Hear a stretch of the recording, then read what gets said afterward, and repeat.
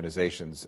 My observation of technical standards bodies is, they look healthy when what you see is a kind of a group of people who've taken on leadership responsibility, and that group looks a little broader than you might expect it.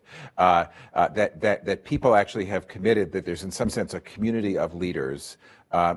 Any process anyone ever goes to in the world, people don't participate at equally, but I think you feel just instinctively, humanly comfortable with a process if you see that there's a kind of organic leadership that develops. I think to me, that's part of the Brazil challenge is, will there be a sense of a broader base of leadership developing, certainly so that it doesn't look like the U.S. pulling the strings, maybe not even like Brazil pulling the strings. I think that my observation of the NTIA process, which all happened after I left government, was that eventually what happened was a core group of people, not government people, and from a diverse collection of interests, kind of took some responsibility for the process and made it happen. And that's when you know you're on the right track. So we talked about the government side. What I want to and the final point I want to make is I think that there's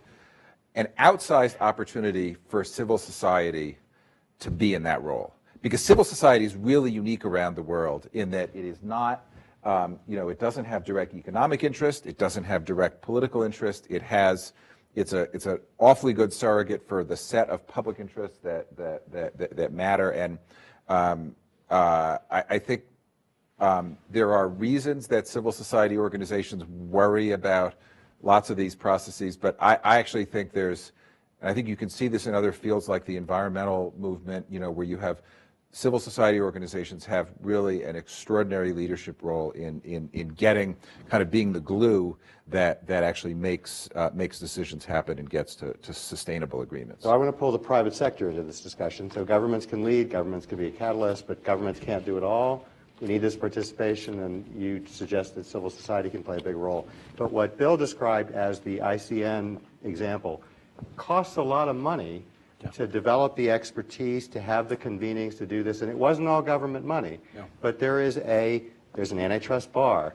There are these functions across companies where everyone knows they're going to have to engage, and I believe they made the decision that they're better off with smart decision makers, well-informed decision makers, and well-informed advocates at the table to have the right debate in the right country at the right moment. So is there a comparable role here for the private sector? We have a global economy, we have companies competing across the world, and I at least hear periodically